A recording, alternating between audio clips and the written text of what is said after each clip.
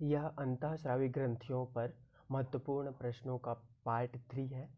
ठीक है, अब पहला प्रश्न है,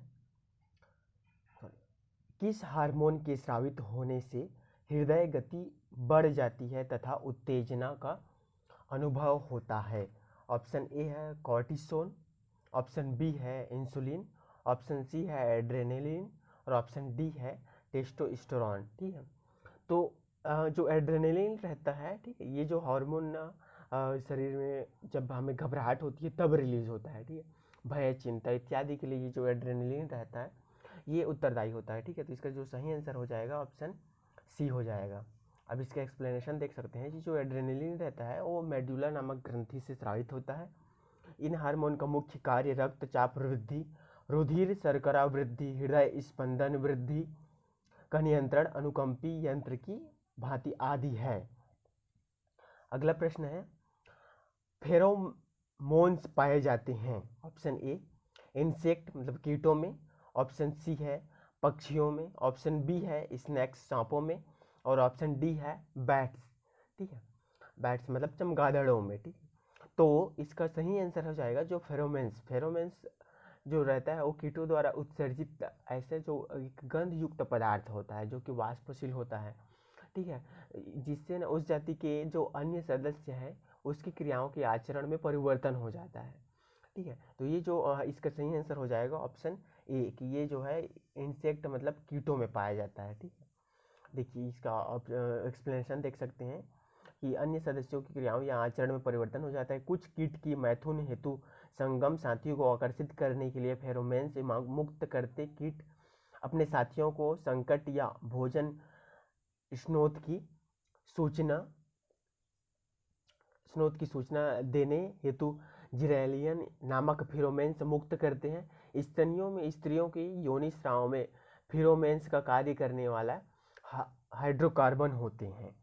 ठीक है, चलिए अगले प्रश्न देखते हैं। गाय और भैंस के थनों में दुग्ध उतारने के लिए किस हार्मोन की सुई लगाई जाती है? तो यह मैं पहले भी बता चुका हूँ कि जो ऑक्सीटोसिन रहता है उस हार्मोन का उपयोग क्या किया जाता है? अधिक दूध निकालने के लिए किया जाता है। ठीक है, तो इसका आंसर हो जाएगा ऑप्शन सी।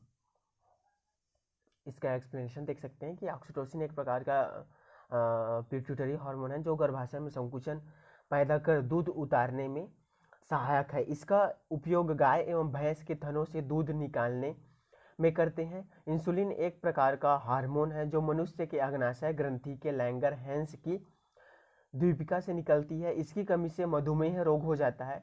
और जो सोमैटोट्रोपिन है ये एक तरह से वृद्धि हार्मोन है जो कि पीयूष ग्रंथि से स्रावित होता है।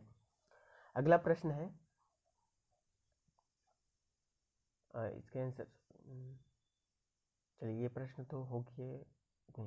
कौन सी ग्रंथि दूध निष्कासन ऑक्सीटोसिन का स्राव करती है? चलिए ये वाला प्रश्न देखते हैं। क्वेश्चन नंबर 34, कौन सी ग्रंथि जो है दूध निष्कासन हार्मोन ऑक्सीटोसिन का स्राव करती है? ऑप्शन ए है पीयूष ग्रंथि, ऑप्शन बी है थायराइड ग्रंथि, ऑप्शन सी है पैराथायराइड ग्रंथि, ऑप्शन डी है एड्रिनल ग्रंथि।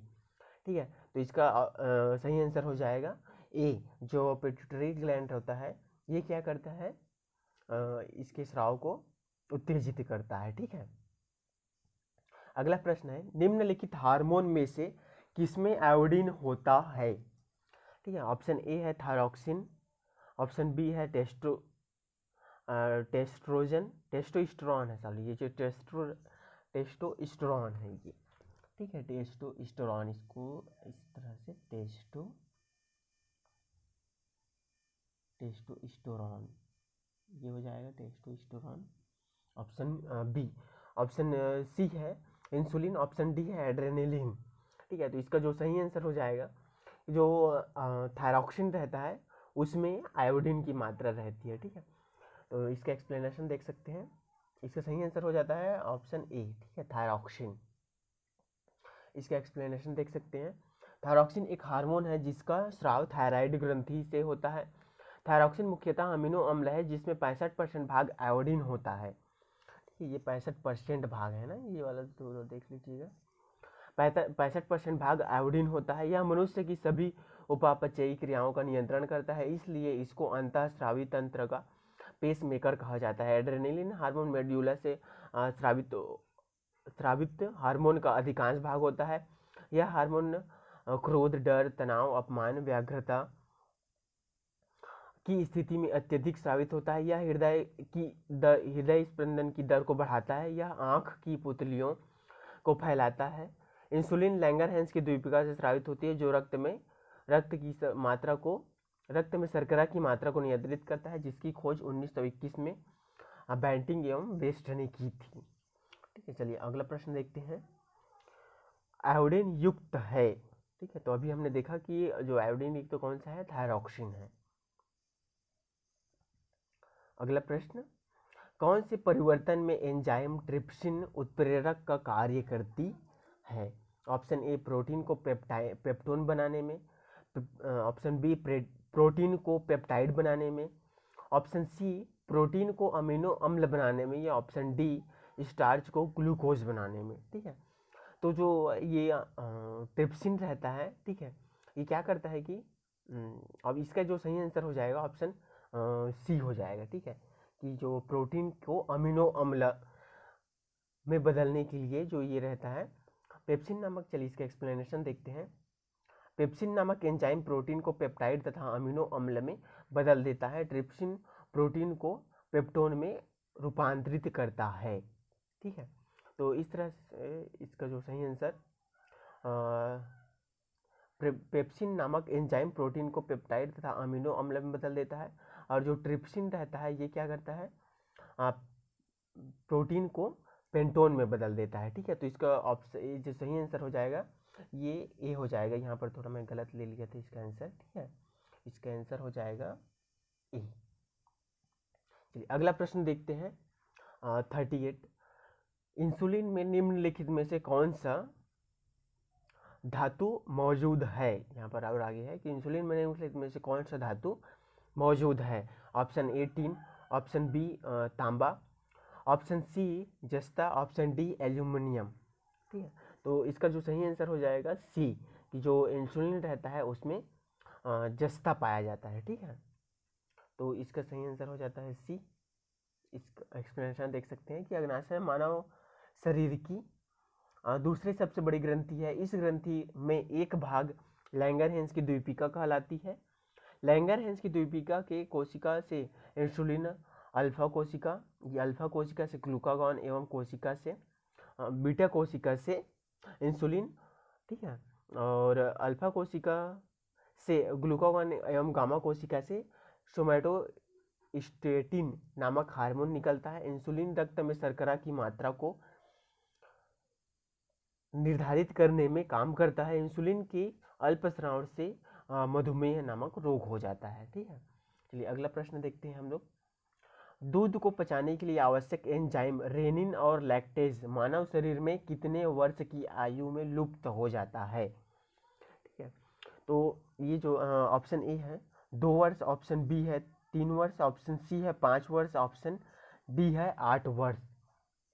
तो इसका जो सही आंसर होगा ऑप्शन डी, मतलब कि जो 8 वर्ष की आयु में है ना, जो दूध को पचाने वाला जो एंजाइम रेनिन और लैक्टोज रहता है वो लुप्त हो जाता है। ठीक है, इसका एक्सप्लेनेशन देख सकते हैं कि माँ का दूध बच्चों के लिए संपूर्ण आहार होता है। बच्चों में दूध को पचाने हेतु आवश्यक रेनिन एवं लैक्टेज नामक हार्मोन का स्राव होता है। रेनिन एवं लैक्टेज दोनों एंजाइम मानव शरीर में 8 वर्ष की आयु तक लुप्त हो जाते हैं। रेनिन नामक एंजाइम दूध में मौजूद कार्सिनोजिन को कैसिन में तथा छोटी आंच से स्रावित होने वाला एंजाइम लैक्टेज शरीर के कार्बोहाइड्रेट को ग्लूकोज तथा लैक्टोज में परिवर्तित कर देता है। अगला प्रश्न है, गैसीय स्थिति में पाया जाने वाला हार्मोन है? Option A abscisic acid, option B ethylene, option C gibberellin, और ऑप्शन डी ऑक्सिन्स, और ऑप्शन ई है नन ऑफ दिस। ठीक है, इनमें से कोई नहीं। तो इसका जो सही आंसर हो जाएगा ऑप्शन बी, जो इथाइलिन रहता है ये क्या होता है, गैसीय अवस्था में पाया जाता है, जो कि फलों को पकाने में ये महत्वपूर्ण योगदान देता है। इथाइलिन गैसीय रूप में पाया जाने वाला पौधों में हार्मोन है। इसके द्वारा पौधों की चौड़ाई में वृद्धि होती है, परंतु यह पौधों की लंबाई में वृद्धि को रोकता है। इस हार्मोन का निर्माण पौधों के प्रत्येक भाग में होता है। यह फलों के पकाने के काम आता है। ठीक है,